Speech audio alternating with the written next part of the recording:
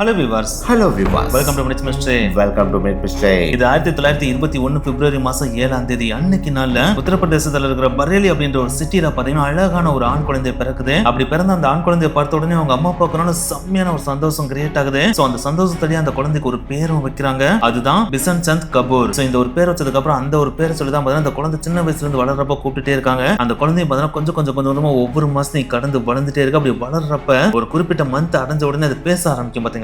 அப்படி பேசுறப்ப எல்லா குழந்தைகளும் என்ன மாதிரியான வேர்டை பேச ஆரம்பிக்கும். மிஞ்சி போனா அம்மானோ அப்பானோ இல்லன்னா தாத்தா அப்படின்ற வார்த்தை தான் யூஸ் பண்ணும். ஆனா இந்த ஒரு குழந்தை அந்த வழக்கத்துக்கு மாறா வினோதமா வேற ஒரு பேரை சொல்ல ஆரம்பிக்குது. அதுதான் பில்பிட். இந்த ஒரு வார்த்தை கேட்டோன்னே அவங்க அம்மா அப்பாக்கான செம்மையான ஒரு சாக்கு. ஏன்னா அவங்க ரெண்டு பேரும் என்ன ஒரு ஆர்வத்துல இருந்திருப்பாங்க. தன்னோட குழந்தை பேச ஆரம்பிக்கிற முதல் வார்த்தை அம்மாவா இருக்குமா இல்லன்னா அப்பாவா இருக்குமா அப்படின்னு தானே பார்த்துட்டு இருந்திருப்பாங்க. அப்படி இருக்கிறப்ப இந்த குழந்தை பில்பிட் அப்படின்ற இந்த ஒரு வார்த்தை சொன்ன உடனே அவங்க சாக் ஆயிடுறாங்க. ஏன்னா பில்பிட் அப்படின்றது ஒரு சாதாரண வேர்டும் கிடையாது. அது அவ்வளவு ஈஸியா வாய்க்குள்ள வர்ற வார்த்தையும் கிடையாது.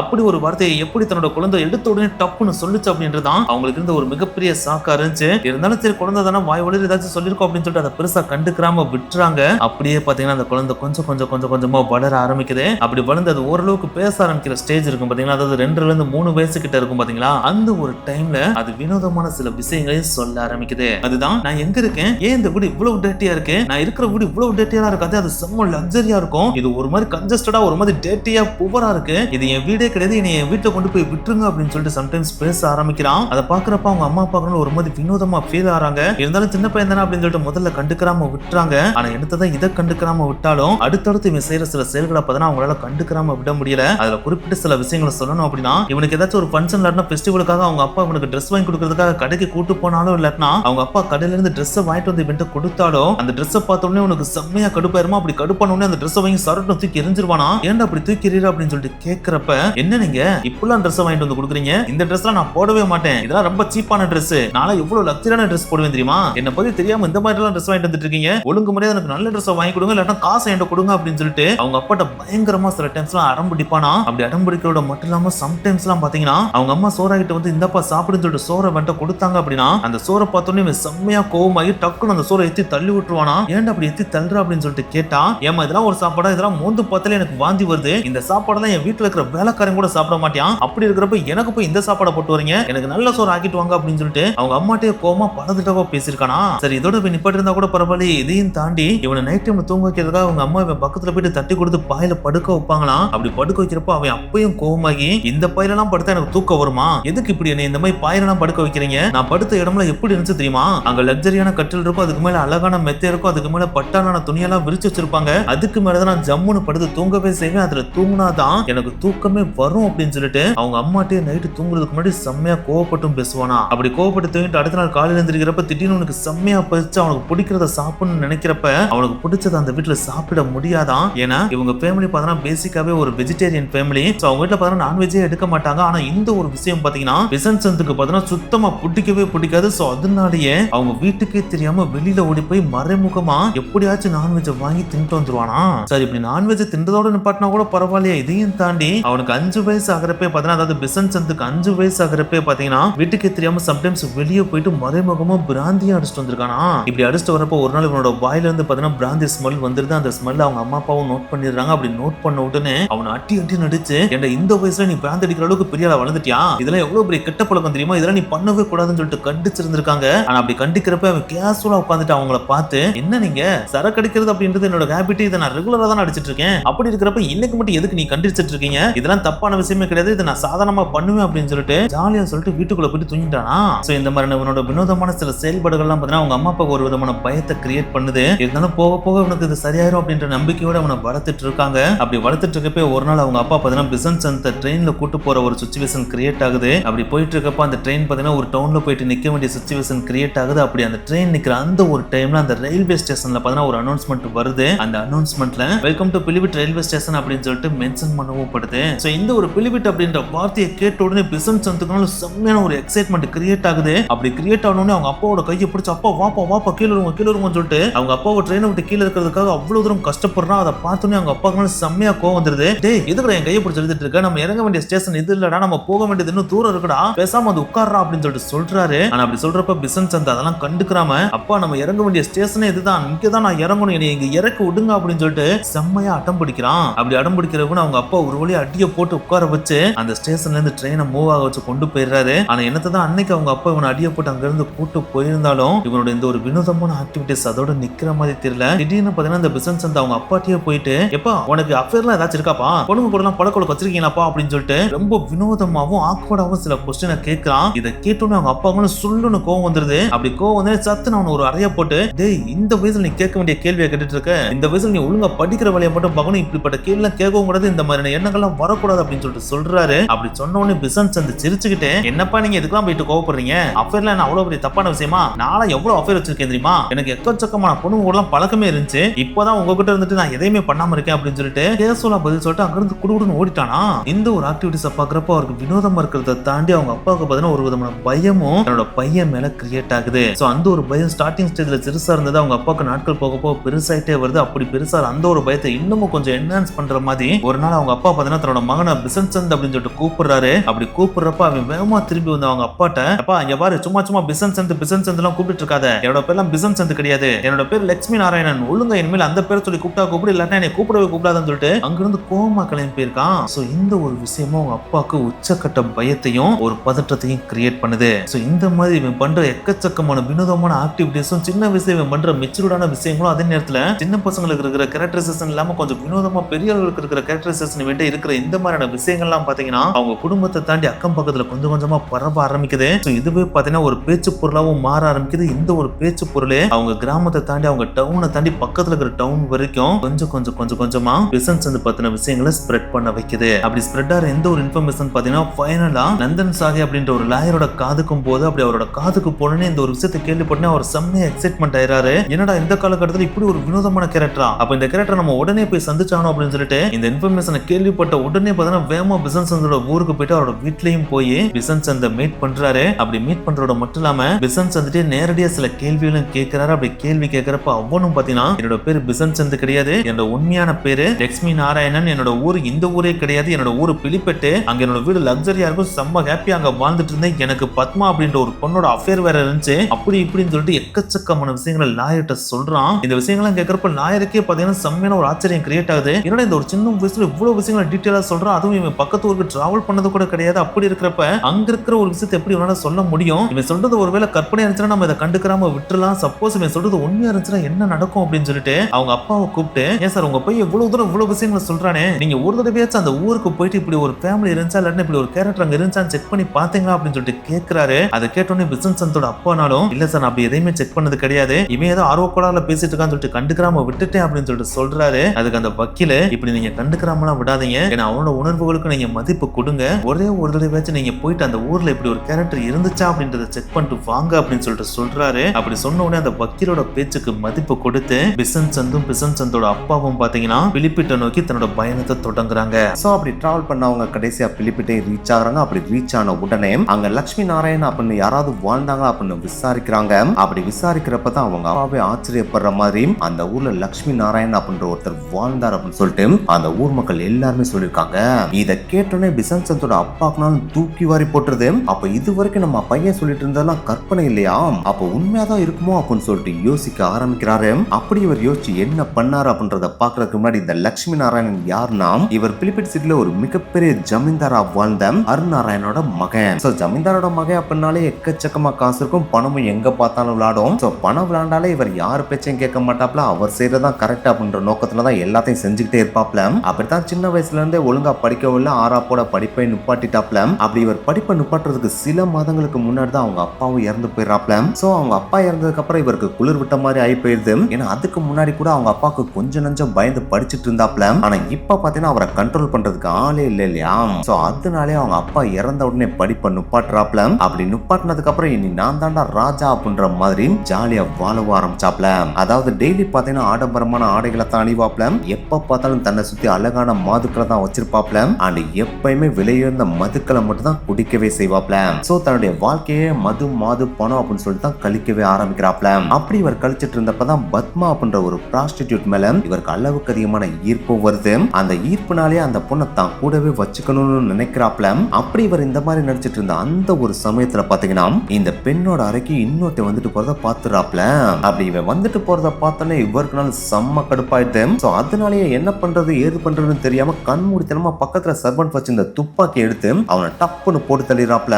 அப்படி அவனை சுட்டதுக்கு அப்புறம் தான் இவருக்கே கோபம் தெளிஞ்சு சுயநினைவே வருது. அப்படி வந்ததுக்கு அப்புறம் தான் ஐயோ ஒருத்தனை கொண்டு விட்டோமேடா அப்படின்னு சொல்லிட்டு பயப்பட ஆரம்பிக்கிறாப்ல. அப்படி பயம் வந்ததுக்கு அப்புறம் தான் இதுக்கு மேலே நம்ம இங்க இருந்தோம் அப்படின்னா நம்மள போலீஸ் பிடிச்சு போடுவாங்க, சோ போய் ஒளிஞ்சுக்குவோம் அப்படின்னு சொல்லிட்டு தலைமறைவாகிறாப்ல. ஆனா என்னத்தான் தலைமறைவானாலும் போலீஸ் அவரை வலை வீசி தேடி பிடிச்சிட்டு போய் ஜெயில வச்சிடறாங்க.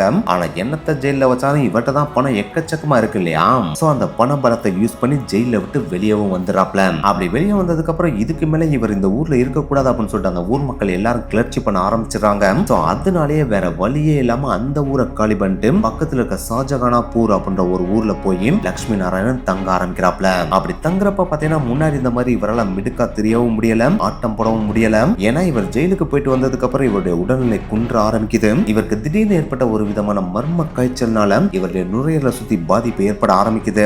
அந்த பாதிப்பே பாத்தீங்கன்னா இவர் 5 மாதங்கள் படுத்த படுக்கையாவே மாத்திடுது. அந்த 5 மாசத்துல பாத்தீங்கன்னா இவருடைய உடல்நிலையும் ரொம்ப மோசமாகவும் செய்து. இப்படி எக்ஸ்ட்ரீமான ஸ்டேஜுக்கு போன இவர் கடைசியா 15 டிசம்பர் 1918 வருஷம் அவருடைய 32வது வயதுல இறக்கவும் செய்யறாரு. சோ இப்படி இவர் இறக்குறப்ப பாத்தீங்கன்னா அவங்க அப்பா சேர்த்து வச்சிருந்த எல்லா சொத்தையுமே இவரே அழிச்சிட்டு இறந்து போயிடறாப்ல. இதனாலே அவங்க அம்மாவுக்கும் தம்பிக்கும் அவங்க சொந்த ஊர்லயே வாழ வழியே இல்லாத நிலைமை ஏற்படுது. அந்த ஒரு விஷயத்தினாலே அவங்க சொந்த ஊரை காலி பண்ணிட்டு பக்கத்து ஊர்ல போய் தங்கவும் செய்யறாங்க.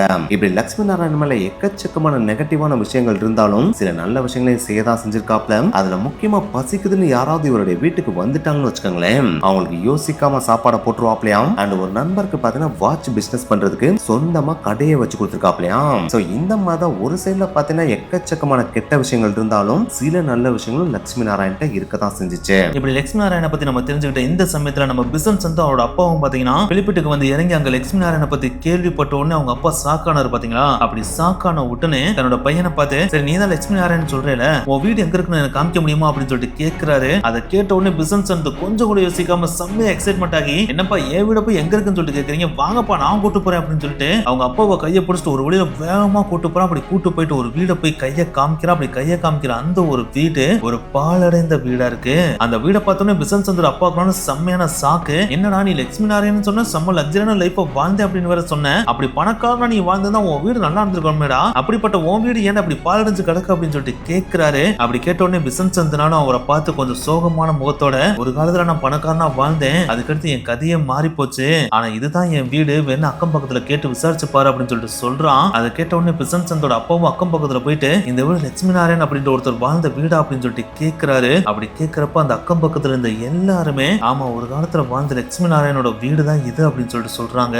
இதை கேட்ட உடனே பிசன் சந்தோட அப்பா தூக்கி வாரி போட்டுருது. ஆத்தாடி, அப்ப நம்ம பையன் சொல்றதெல்லாம் உண்மைதான் போடா அப்படின்னு சொல்லிட்டு தன்னோட பையனை திரும்பி பாக்குறாரு. அப்படி பாக்குறதுக்குள்ள அவன் குடுக்குடு அந்த பாலஞ்ச வீட்டுக்குள்ள ஓட ஆரம்பிச்சிருக்கான். அதை பார்த்த உடனே இவரும் பார்த்தா பிசன் சந்த் எங்கடா ஓடுற, நான் வரண்டா நில்டா அப்படின்னு சொல்லிட்டு அவன் பின்னாடியே போறாரு. அப்படி போற அவர்கிட்ட பிசன் சந்த் செம்ம எக்ஸைட்மெண்டோட, அப்பா இதுதான்ப்பா இந்த ரூம், இதுதான்ப்பா அந்த ரூம், இந்த ரூம்ல தான்ப்பா நான் வாழ்ந்தேன், எங்க அப்பா இந்த ரூம்ல தான்ப்பா இருந்தாரு அப்படின்னு சொல்லிட்டு அந்த வீட்டுல இருக்கிற எல்லாத்தையும் ஒவ்வொன்னா எக்ஸ்பிளைன் பண்றான். அப்படி எக்ஸ்பிளைன் பண்றதோட மட்டும் இல்லாம எங்க அப்பா இந்த இடத்துக்கு கீழே தான் புதையில புதைச்சு வச்சிருக்காருன்னு சொல்லிட்டு ஒரு இடத்த வேற காமிக்கிறான். அப்படி காமிச்ச உடனே அந்த இடத்த பிசன் சந்தோட அப்பா தோண்டி பாக்குறாரு. அப்படி தோண்டி பாக்குறப்ப அங்க எக்கச்சக்கமான தங்க நாணயங்கள் இருக்கு. சோ இதை பார்த்த உடனே அவங்க அப்பாக்குனால ஒரு பக்கம் எக்ஸைட்மெண்டாவும் இருக்கு, அதே நேரத்தில் ஒரு பக்கம் செம்மையான ஒரு ஷாக்கிங்காவும் இருக்கு. சோ இப்படி பிசன் சந்தோட அப்பா ஒரு பக்கம் ஷாக்கிங்கோட நின்று இருக்கிற அந்த ஒரு சமயத்துல பிசன் சந்த் தன்னோட அப்பாவை பார்த்து, இன்னமும் உன்னால என்ன நம்ப முடியல, நான் சொல்றதெல்லாம் உண்மைதான், சப்போஸ் இந்த வீட்டை பத்தி நான் சொன்னதை உன்னால நம்ப முடியல அப்படின்னா நீ கொஞ்சம் வெளியே வா, அக்கம் பக்கத்துல இருக்கவங்களும் யார் யாருன்றதை நான் உனக்கு தெளிவா சொல்றேன் அப்படின்னு சொல்லிட்டு வேகமா அந்த வீட்டை விட்டு வெளியே கூட்டு போய்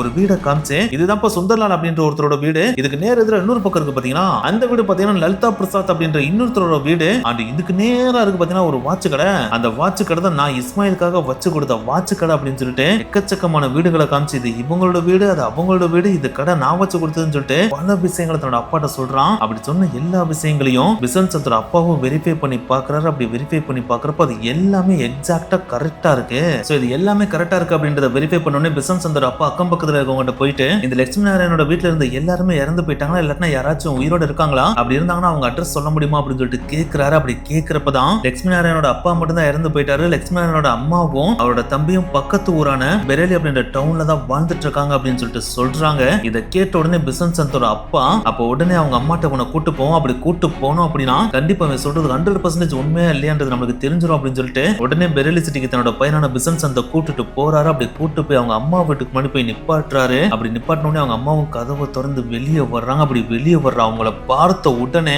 பிசன்சந்தோட கண்ணுல இருந்து கண்ணீர் பொதன்னு கொட்டுது. அப்படி கொட்டுற அந்த கண்ணீரோட குடுன்னு ஓடி போய் அவங்க அம்மாவை கட்டி பிடிச்சு, அம்மா உங்களை நான் இவ்வளவு நாளா பார்க்காம இருந்தேன், அம்மா உங்களை நான் ரொம்ப மிஸ் பண்ணேன் அப்படின்னு சொல்லிட்டு கதறி அழுகுறான். அப்படி அழுகுறவனை பாக்குறப்ப உங்களுக்கு ஒண்ணுமே புரியல. டேய் தம்பி இருப்பா, நீ யாருன்னு எனக்கு தெரியல, எதுக்கு இப்ப என்னைய வந்து கட்டி பிடிச்சு அம்மான்னு சொல்ற அப்படின்னு சொல்லிட்டு நிப்பாட்டுறாங்க. அப்படி நிப்பாட்டுறப்ப பிசன்சந்தோட அப்பா பக்கத்துல வந்து, அம்மா சின்ன வயசுல இருந்து வளர்றப்ப நான் லட்சுமி நாராயணோட மறுபிறவி அப்படின்னு சொல்லிதான் வளர்ந்துட்டு இருந்தான். நான் ஸ்டார்டிங் டைம்ல இதை கேட்கறப்ப பெருசா நம்பவே இல்லை, அதை கண்டுக்கிறாம தான் விட்டுட்டேன். ஆனா ஒரு லாயர் இதை போய் வெரிஃபை பண்ணிட்டு வர சொன்னதுக்கு அப்புறம் தான் நான் பிலிப்பிட்ல போயிட்டு வெரிஃபை பண்ணேன். அப்படி வெரிஃபை பண்றப்ப இவன் அங்க இருக்கிற எல்லா விஷயத்தையும் எக்ஸாக்டா கரெக்டா சொன்னா, அது மட்டும் இல்ல உங்க வீட்டையும் கரெக்டா காமிச்சாமா. அதனாலதான் நான் உங்களோட டீட்டெயில வாங்கிட்டு இங்க கூட்டு வந்து, அப்படி கூட்டு வந்த உடனே உங்களை பார்த்த உடனே அடையாளம் கண்டுட்டு உங்களை வந்து கட்டி பிடிச்சு அழுகிறேன் அப்படின்னு சொல்லிட்டு சொல்றாங்க. இதை கேட்கறப்ப லட்சுமி நாராயணோட அம்மா ஸ்டார்டிங்ல பெருசா நம்பவே இல்லை, இதை நம்புற மாதிரி இல்ல அப்படின்னு தான் சொல்லியிருக்காங்க. இருந்தாலும் இவ்வளவு விஷயங்கள் நீங்க சொல்றீங்களே, சப்போஸ் இவன் என்னோட உண்மையான மகனோட மறுபிறவியா தான் இருந்தா அப்படின்னா நான் ஒரே ஒரு கேள்வி கேட்கிறேன், அந்த கேள்விக்கு இவன் கரெக்டா பதில் சொல்லிட்டான் அப்படின்னா நான் நம்புறேன் அப்படின்னு சொல்லிட்டு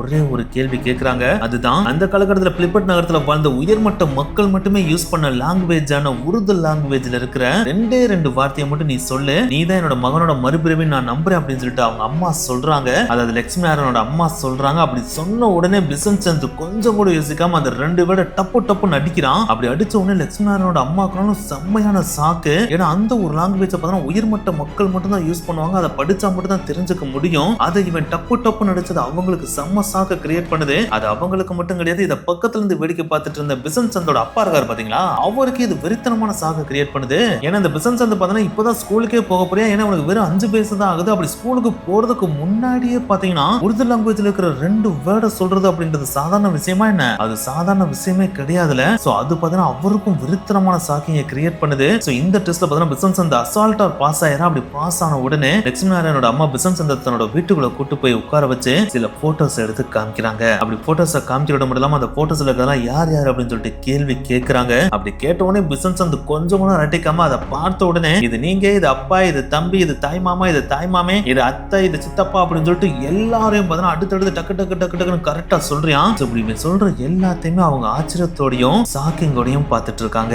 ஒரு வழியா தாங்கிட்டு இருந்த எல்லா போட்டோமே பிசன்சந்த் காமிச்சு வெரிஃபை பண்ணதுக்கு அப்புறம் லட்சுமி நாராயணோட அம்மா கடைசியா நம்பிடுறாங்க இந்த பிசன்சந்த் தன்னோட மகனான லட்சுமி நாராயணோட மறுபிறவி தான் அப்படின்றத. அப்படி நம்பினதுக்கு அப்புறம் லட்சுமி நாராயணனுக்கு ரொம்ப பிடிச்ச உணவு அவங்களே தன்னோட கையால செஞ்சு அவனுக்கு போடவும் செய்யறாங்க. அதை கண்ணீர் மல்க அவன் சாப்பிடவும் செய்யறான். அது அவன் மட்டும் கிடையாது, பிசன்சந்தோட அப்பாவும் சாப்பிடுறாரு. ஒன்ஸ் அவங்க சாப்பிட்டு முடிச்சதுக்கு அப்புறம் சரிடா மவனே, நீ ஆசைப்பட்ட மாதிரி நான் உன்னோட வீட்டையும் போய் காமிச்சிட்டேன், உங்க அம்மாவையும் கூட்டு வந்து காமிச்சிட்டேன், இனிமேல் நீ சந்தோஷமா இருப்பில, வா நம்ம வீட்டுக்கு போலாம் அப்படின்னு சொல்லிட்டு அவனை கூப்பிடுறாரு. ஆனா அப்படி கூப்பிடுறப்ப பிசன்சந்த் அங்க இருந்து நகரம் மறுக்கிறான். அப்படி மறுக்கிறோட மட்டும் இல்லாம நானே ரொம்ப வருஷம் கழிச்சு வந்து எங்க அம்மாவை பார்த்திருக்கேன், அப்படி பார்த்த எங்க அம்மாவை நான் உடனே விட்டு பிரிய எனக்கு மனசு வர மாட்டேங்குது, நான் எங்கேயே இருக்கேனப்பா அப்படின்னு சொல்லிட்டு கேட்கிறான். அப்படி கேட்கிறப்ப பிசன்சந்தோட அப்பாவுக்கு இது சுத்தமா பிடிக்கல, இதை இனிஷியலா மறுக்க தான் செய்யறாரு. இருந்தாலும் உன்னோட கடந்த கால நினைவுகள் அண்ட் அவனோட உணர்வுகளை மதித்து நான் உன்னை கம்ப்ளீட்டால இங்க விட்டுட்டு போக முடியாது, வேணும்னா சில காலங்கள் இங்க இரு, அதுக்கடுத்து மறுபடியும் நம்ம வீட்டுல வந்து தங்கிரு, ஏன்னா உன்னை பத்த அம்மா அப்பா எங்களுக்கும் உன் மேல பாசம் இருக்கு, சோ எங்க கிட்டயும் நீ இருக்கணும் அப்படின்னு சொல்லிட்டு நீ இங்க தங்கிட்டு உனக்கு எப்ப எங்களை பார்க்கணும்னு தோணுதோ அப்ப அங்க வந்து பாரு அப்படின்னு சொல்லிட்டு அவர் அங்க இருந்து கிளம்பிடுறாரு. அப்படி அவர் போனதுக்கு அப்புறம் பிசன்சந்த் பாத்தீங்கன்னா சில மாதங்கள் தன்னுடைய கடந்த கால அம்மா கூடயும் இருக்கான், சில மாதங்கள் தன்னோட நிகழ்கால அம்மா அப்பா கூடயும் தங்கி இருக்கான். இப்படியே பாத்தீங்கன்னா சில மாதங்கள் ஓடுது. அப்படி மாதங்கள் ஓடுறப்ப பாத்தீங்கன்னா தன்னோட கடந்த கால அம்மாட்ட வந்து தங்கியிருப்பான் பாத்தீங்களா. அப்படி தங்கியிருக்கப்பே உனக்கு திடீர்னு பாத்தீங்கன்னா அப்பக்கப்ப பாத்தீங்கன்னா சில மைண்ட் வரும். அந்த மைண்ட் தான் கடந்த காலத்துல அஃபேர்ல ஒரு பொண்ணு கூட இருந்தான் பாத்தீங்கன்னா, அதாவது பத்மா அப்படின்ற ஒரு பொண்ணு கூட அஃபேர்ல இருந்தான் பாத்தீங்களா,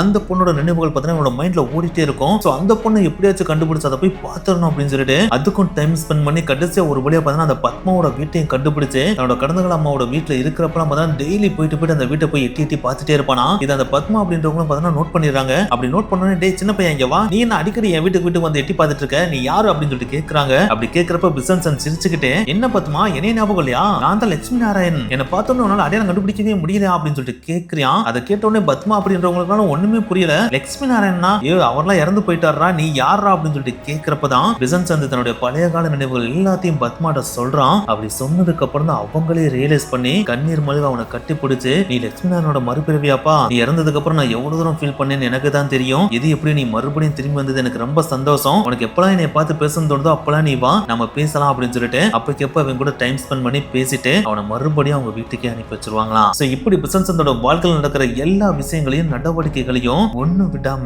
லாயர் சாகே இருக்காரு பாத்தீங்களா, அவர் நோட் பண்ணிட்டே இருக்காரு. சோ இப்படி லாயர் நந்தன் சாகை நோட் பண்ணி வச்சுட்டு போனதுக்கு அப்புறம் கிட்டத்தட்ட 3 டிகேட்ஸ்க்கு அப்புறமா, அதாவது கிட்டத்தட்ட 30 வருடங்களுக்கு பிறகு மறுபிறவியை ரிசர்ச் பண்றதுல ஸ்பெஷலிஸ்டான இயன் ஸ்டீவன்சனுக்கு இந்த கேஸ் காதலப்படுது. அப்படி பட்டவனே கண்டிப்பா இந்த கேஸை நம்ம இன்வெஸ்டிகேஷன் பண்ணி ஆகணும் அப்படின்னு சொல்லிட்டு முடிவு எடுக்கிறாரு. அப்படி முடிவு பண்ணோடனே முதல் கட்டமா 1964 வருஷம் பிசனோட அண்ணன், அக்கா, அண்ணி 3 பேரையும் இன்டர்வியூ பண்றாரு. அப்படி இவங்களை இன்டர்வியூ பண்றதோட மட்டும் இல்லாம லட்சுமி நாராயணனோட கசினையும் இன்டர்வியூ பண்றாரு. இப்படி இவர் ஒரு பக்கம் இன்டர்வியூ பண்ணிட்டு இருக்கப்பே இவருடைய அசிஸ்டன்டான பால் இருக்காரு பாத்தீங்களா, அவர் பிசனோட அப்பாவை இன்டர்வியூ பண்றாரு. இப்படி 2 பேரும் மாத்தி மாத்தி இன்டர்வியூ பண்ணி எக்கச்சக்கமான விஷயங்களை கேதர் பண்றாங்க.